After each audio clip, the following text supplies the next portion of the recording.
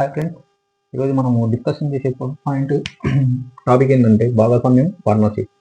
భాగస్వామ్యం అంటే ఏంటంటే ఎవరైనా ఇద్దరు లేదా ముగ్గురు వ్యక్తులు ఎంతమంది అయినా కానీ వాళ్ళు ఇంత ఇన్వెస్ట్మెంట్ పెట్టి ఇంత కాలానికి పెట్టినప్పుడు వాళ్ళకు వచ్చే ప్రాఫిట్ కూడా ఎలా ఉండాలి? ఆ ప్రాఫిట్ కూడా వాళ్ళు పెట్టే ఇన్వెస్ట్మెంట్ అండ్ వాళ్ళ పెట్టే కాలానికి రెండింటికి లబ్ధము వాళ్ళ ప్రాఫిట్ ఉంటుంది. ఫర్ సపోజ్ ఏ అనేటో ఒక 15,000 ఇన్వెస్ట్ చేశారు అనుకోండి. బి అనేట ఆయన ఒక 10,000 ఇన్వెస్ట్ చేశాడు ఫర్ 1 year. ఇద్దరు సేమ్ కాలానికి, ఒకరు 15,000, ఒకరు 10,000. వీళ్ళిద్దరికి ఇప్పుడు ఒక ప్రాఫిట్ ఎంతో 40,000 వచ్చింది అనుకోండి. 40,000 వచ్చినప్పుడు ఇప్పుడు ఏకి మరియు బికి ఇద్దరికి 20,000 వస్తుందా ఇప్పుడు ప్రాఫిట్? కాదు కదా, ఎందుకంటే ఒకరు 15,000 పెట్టిండు, ఒకరు 10,000 పెట్టారు. సో కాలం అయితే సేమ్ ఉంది, ఇద్దరికి సేమ్ ఉంది.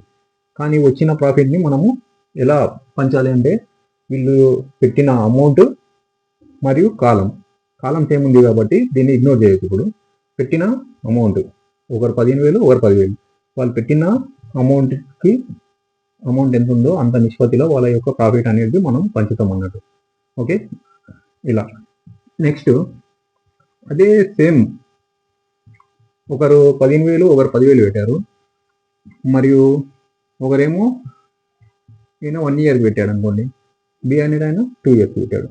అప్పుడు వాళ్ళ ప్రాఫిట్స్ ఎలా ఉంటాయి? అంటే investment into time. Profit equal to investment into time.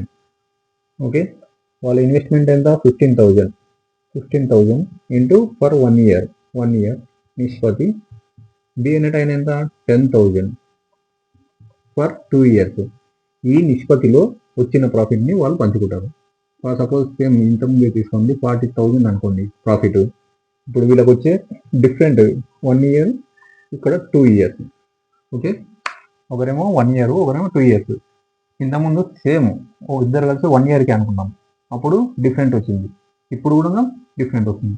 Okay, మనం ఇచ్చిన ప్రాఫిట్ని ఎలా పంచుకుంటారంటే పెట్టిన ఇన్వెస్ట్మెంట్ ఇంటూ టైం నిష్పత్తి. నెక్స్ట్ పర్సన్ బి, ఇక్కడ ఏ యొక్క ప్రాఫిట్ బి యొక్క ప్రాఫిట్, అదే సి ఇస్తే సి యొక్క ప్రాఫిట్, ఈ నిష్పత్తిలో తీసుకుంటారు.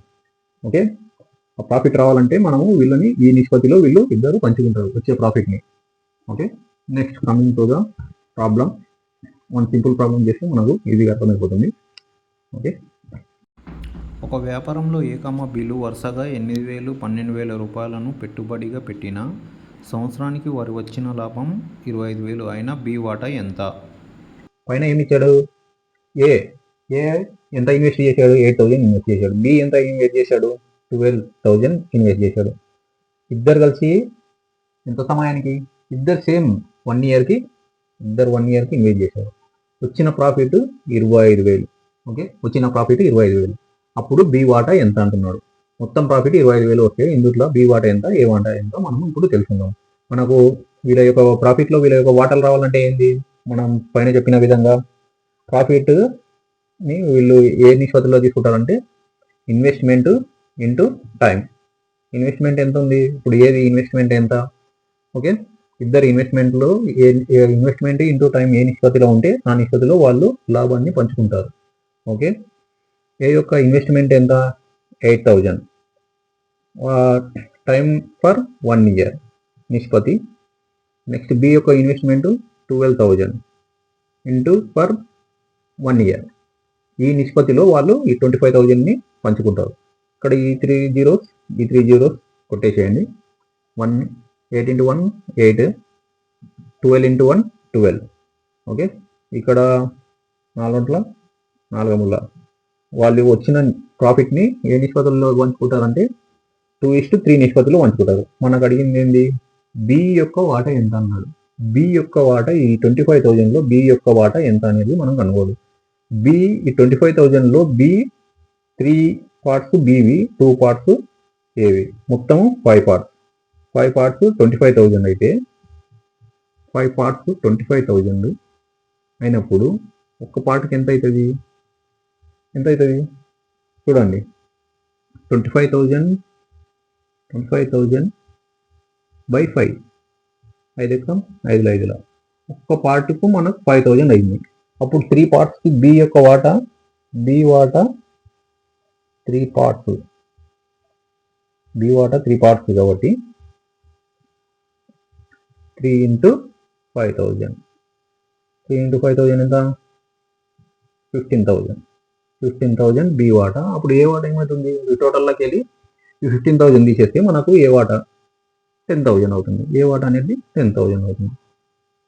ఓకే, ఇలా మనం పార్ట్నర్షిప్ ఇద్దరు పార్ట్నర్షిప్లో ఉండి వాళ్ళు ఇంత సమయానికి పెట్టినప్పుడు మనకు ఓవరాల్గా లాభం ఇచ్చి ఏ వాటా ఎంత, బి వాటా ఎంత అన్నప్పుడు ఈ విధంగా మనం అనుకోవాలి. Okay, next problem. ఒక వ్యాపారంలో ఏ 10,000 రూపాయలను 4 నెలలు, బి 12,000 రూపాయలను 5 నెలలుగా పెట్టుబడిగా పెట్టెను. వారికి వచ్చిన లాభం 30,000 అయినా ఏ వాటా ఎంత? ఏ ఎంత ఇన్వెస్ట్ చేశాడు? 10,000 for 4 months. B 12,000 for 5 months. వచ్చిన ప్రాఫిట్ ఎంత? 30,000. అప్పుడు ఏ యొక్క వాటా ఎంత అని అడిగాడు. సో మనం ఇక్కడ సేమ్ మనకు వచ్చిన వాళ్ళు ప్రాఫిట్ ఏ విధంగా తీసుకుంటారు? Investment into time. ఇన్వెస్ట్మెంట్ ఎంత? ఏది ఇన్వెస్ట్మెంట్? 10,000 into time. మనకి ఇయర్స్లో ఇచ్చిన మంత్స్లో ఇచ్చిన మధ్యలో ఒకరు 5 months, ఒకరు 1 year అట్లా అన్నప్పుడు మొత్తం ఇయర్స్లో కానీ మొత్తం మంత్స్లో కానీ తీసుకోవాలి. ఇక్కడ 2 monthsలోనే ఇచ్చాడు కాబట్టి మనకు నో ప్రాబ్లం. ఇక్కడ సో 10,000 ఫర్ 4 months అన్నాడు కాబట్టి 10,000 ఇంటూ 4 నిష్పత్తి. బి ఎట్లా? 12,000 ఇంటూ 5 months. ఓకే, వీళ్ళిద్దరు ఈ నిష్పత్తిలో టోటల్ వచ్చిన ప్రాఫిట్ని పంచుకుంటారు. టోటల్ వచ్చిన ప్రాఫిట్ 30,000. ఓకే, టోటల్ వచ్చిన ప్రాఫిట్ 30,000. ఇక్కడ మనకు ఇక్కడ 3 zeros, ఇక్కడ 3 zeros అవుతాయి. 10 ఇంటూ 40. ఓకే, 5 ఉంది కదా, 5 ఎక్కం 5 2, ఇంకా 4 ఎక్కం 4 ముళ్ళ. ఓకే, 2:3 వచ్చిన నిష్పత్తిని, వచ్చిన ప్రాఫిట్ని ఏబీలు ఎలా పంచుకుంటాయంటే 2:3లో పంచుకుంటాయి. ఇప్పుడు వచ్చిన మొత్తం టోటల్ ప్రాఫిట్ ఎంత? 30,000. ఇక్కడ టోటల్ ఎన్ని పార్ట్స్ ఉన్నాయి? 5 parts. 5 parts 30,000 అయింది.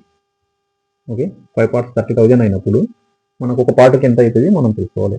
5 parts 5 ఎక్కం 5 ఆర్ల, ఇక్కడ 6,000. ఒక పార్ట్కి 6,000 అవుతుంది. ఓకే, 1 పార్ట్కి 6,000. అప్పుడు మనకు ఏమడిగాడు? ఏ వాటా ఎంత అన్నాడు. ఏ వాటా ఎన్ని పార్ట్స్? 2 parts. 2 ఇంటూ 6,000. 2 ఇంటూ 6,000 చేస్తే మనకు 12,000 వస్తుంది. ఓకే, ఏ యొక్క వాటా 12,000. ఏ యొక్క వాటా ఏ వాటా 2 parts, బి వాటా 3 parts. సో ఇక్కడ మనం ఏం చేసినాం అంటే ఈ 2 parts తోటి ఒక్కొక్క పార్ట్కి వచ్చిన వాల్యూని మనం 2 గుణిస్తేనండి మనకు 12,000 వస్తుంది. ఇది ఒక్కొక్కరి ఏ యొక్క వాటాని 12,000, మిగిలింది బి వాటా అవుతుంది. బి వాటా ఎంత అవుతుంది? 30లోకి వెళ్ళి 12 ఇస్తే 18,000 బి వాటా అవుతుంది. ఇట్లా ఎవరి వాటా అడిగినా కూడా మనం ఈజీగా చెప్పవచ్చు. ఓకే, ఏకమ్మ బిల్లు 30,000 20,000 రూపాయలతో వ్యాపారాన్ని ప్రారంభించాను. 10 నెలల తర్వాత ఏ వ్యాపారం వదిలి వెళ్ళాను. 1.5 సంవత్సరం కాలానికి వారికి వచ్చిన లాభం 44,000 అయినా బి వాటా ఎంత? నెక్స్ట్ క్వశ్చన్లో మనం ఏమన్నాడు పైన? ఏ 30,000, బి 20,000 పెట్టుబడి పెట్టారు. అయితే ఏ ఏం చేసిందంటే 10 months అయిన తర్వాత నేను ఉండలేనని వెళ్ళిపోయింది. కానీ బి మాత్రం 1.5 year వరకు పెట్టుబడి పెట్టింది. అప్పుడు వాళ్ళకు వచ్చిన మొత్తము ప్రాఫిట్ 44,000. అయితే మనకు బి యొక్క వాటా ఎంత అంటాం? ఇప్పుడు ఇక్కడ ఈయననేమో ఎక్కువ అమౌంట్ పెట్టాడు, తక్కువ టైంకి పెట్టాడు. ఈయన తక్కువ అమౌంట్ పెట్టి ఎక్కువ టైంకి పెట్టాడు. సో వాళ్ళ యొక్క ప్రాఫిట్ ఎలా ఉంటుంది అనేది చూద్దాం ఇప్పుడు మనం. ఓకే, ఇక్కడ ఇంతకుముందు చెప్పిన విధంగా ఇక్కడ మంత్స్ ఇచ్చాడు, ఇక్కడనేమో ఇయర్స్ ఇచ్చాడు. సో మనము మంత్స్ని ఇయర్స్లో కానీ ఇయర్స్ని మంత్స్లో కానీ మార్చుకున్నాం. ఇప్పుడు 30,000 ఏ యొక్క ఇన్వెస్ట్మెంట్ ఎంత? 30,000 ఇంటూ మంత్స్లోకి మార్చుకుందాం ఇంటూ 10 నిష్పత్తి. బి యొక్క ఇన్వెస్ట్మెంట్ 20,000 ఇంటూ 1.5 year. 1 yearకి 12 months. 12 + 6 మొత్తం ఎంత? 18 months. ఓకే, సేమ్ ఇక్కడ 4 zeros, ఇక్కడ 4 zeros తీసేయండి. నెక్స్ట్ 3 ఎక్కం 3 ఆర్ల, నెక్స్ట్ 2 ఎక్కం 2 5ల, నెక్స్ట్ ఇంకేమన్నా అవుతుంది? 5:6. ఈ నిష్పత్తిలో వాళ్ళు వచ్చిన ప్రాఫిట్ని పంచుకుంటారు. ఓకే, మనకు బి వాటా అడిగాడు. ఇందులో మొత్తము ప్రాఫిట్ ఎంత 44,000. ఈ టోటల్ ఎంత, ఎన్ని పార్ట్స్ ఉన్నాయి? 11 పార్ట్స్. 11 పార్ట్స్ 44,000. ఓకే, అప్పుడు మనకు ఎన్ని పార్ట్స్ కావాలి? బీది అడిగాడు కాబట్టి 6 పార్ట్స్ కావాలి. 6 పార్ట్స్ ఈక్వల్ టు ఎంత? ఓకే, మనం ఈ ఇంతకుముందు చెప్పినట్లు ఒక్కొక్క పార్ట్కి ఎంత అవుతుందో చూద్దాం. 11 లెక్కం 11 4,000 వచ్చింది. ఒక్క పార్ట్కి 4,000. 6 పార్ట్కి ఏమవుతుంది? 6 ఇంటూ 4,000. 6 ఇంటూ 4,000 ఎంత అవుతుంది అన్న? 24,000. 24,000 అనేది మనకు బి వాటా. 24,000 వచ్చింది 44,000లో. మిగిలిన 20,000 ఏమవుతుంది? ఏ వాటా అనేది, ఏ యొక్క వాటా 20,000 అవుతుంది. ఈ విధంగా మనము వీళ్ళ యొక్క ప్రాఫిట్ ఇట్లా మంత్స్, ఇయర్స్ ఇచ్చినప్పుడు మనము ఈ విధంగా మార్చుకొని చేయాలి. లేకుంటేనంటే అది 10 అలాగే పెట్టి ఈ 1.5 years మళ్ళీ ఇలాగే రాసుకుంటేనంటే మనకు కరెక్ట్గా రాదు. కాబట్టి బేసిక్గా నేర్చుకునే వాళ్ళు ఫస్ట్ ఈ కాన్సెప్ట్ని తెలుసుకోండి. ఫస్ట్ మంత్స్ని ఇయర్స్ ఇచ్చినప్పుడు ఇక్కడ కన్ఫ్యూజ్ అవుతారు. మంత్స్ను ఇయర్స్ని ఇచ్చినప్పుడు ఇయర్స్ని మంత్స్లోకి కానీ లేకపోతే మంత్స్ని ఇయర్స్లోకి కానీ మార్చుకోవచ్చు. బిలు 8,000 12,000 రూపాయలతో వ్యాపారాన్ని ప్రారంభించాను. 6 నెలల తర్వాత బి వ్యాపారాన్ని వదిలి వెళ్ళాను. మరో 2 నెలల తర్వాత సి 18,000 రూపాయలతో వ్యాపారంలోకి చేరాను. అయినా సంవత్సరానికి వారికి వచ్చిన లాభం 60,000 రూపాయలు. అయినా బి వాటా ఎంత? ఓకే, ఇక్కడ మనకి ఇచ్చిన క్వశ్చన్ ఏంటి? ఏ 8,000 ఇన్వెస్ట్మెంట్ చేశారు, బి 12,000 చేసింది. కానీ బి ఏం చేసింది? 6 నెలల తర్వాత వెళ్ళిపోయింది. బి వెళ్ళిన 6 నెలల తర్వాత వెళ్ళిపోయింది కదా బి. బి వెళ్ళిన తర్వాత 2 months తర్వాత ఎవరు వచ్చారు? సి వచ్చారు. ఎంత ఇన్వెస్ట్మెంట్ తోటి? 18,000 ఇన్వెస్ట్మెంట్ తోటి వచ్చింది. అయితే మొత్తం 1 year తర్వాత వీళ్ళు ముగ్గురికి కలిసి వచ్చిన ప్రాఫిట్ ఎంత? 60,000. వీళ్ళు ముగ్గురికి కలిసి వచ్చిన ప్రాఫిట్ 60,000. అయితే ఇప్పుడు మనకి ఏ యొక్క ఇన్వెస్ట్మెంట్ ఏమో 8,000. టైం కావాలి కదా. ఏ యొక్క టైం ఎంత అంటే ఏ పూర్తి సమయానికి పెట్టాడు కాబట్టి ఏ 1 year ఇన్వెస్ట్ చేశాడు. సో వీడి యొక్క ఎంత నిష్పత్తిలో వీళ్ళు పంచుకుంటారో మనం చూస్తాం. ఇప్పుడు ప్రాఫిట్ ఎలా పంచుకుంటారు? ప్రాఫిట్ని పంచుకోవాలంటే ఇన్వెస్ట్మెంట్ ఇంటూ టైం. ఇన్వెస్ట్మెంట్ ఎంత? ఇక్కడ ఏ యొక్క ఇన్వెస్ట్మెంట్ 8,000 ఇంటూ టైం 1 year. ఈ మంత్స్లో ఉన్నాయి. ఓకే, ఆఫ్టర్ 6 months అంటే 1 yearలో 6 months తర్వాత అంటే ఇప్పుడు 6 months పెట్టిండు. 6 months తర్వాత బి పోయిండు మళ్ళీ 2 months తర్వాత సి వచ్చిండు. 2 months అంటే 8 months అయిపోయిన తర్వాత వచ్చింది. అంటే సి 4 months పెట్టిండు investment. Okay, C 4 months invest చేసిండు, బి 6 months ఇన్వెస్ట్ చేసింది, ఏ 1 year లేదా 12 months ఇన్వెస్ట్ చేసింది. మనం అన్నింటినీ మంత్స్లోకి రాస్తున్నాం. ఓకే, 8,000 ఇంటూ 12 నిష్పత్తి 12,000 ఇంటూ 6 నిష్పత్తి 18,000 సి 18,000 ఇంటూ 4. ఓకే, ఇక్కడ ఏ యొక్క ఇన్వెస్ట్మెంట్ అండ్ టైము, ఇక్కడ బి యొక్క ఇన్వెస్ట్మెంట్ అండ్ టైం, సి యొక్క ఇన్వెస్ట్మెంట్ అండ్ టైం. ఇక్కడ సికి తీసుకునేటప్పుడు జాగ్రత్త. ఓకే, సి యొక్క ఇన్వెస్ట్మెంట్ ఎంత సమయానికి చేసింది అనేది ఇక్కడనే క్వశ్చన్లో చాలా జాగ్రత్తగా చదివి తీసుకోవాలి. ఓకే, ఇక్కడ 3 zeros, ఇక్కడ 3 zeros, ఇక్కడ 3 zeros. నెక్స్ట్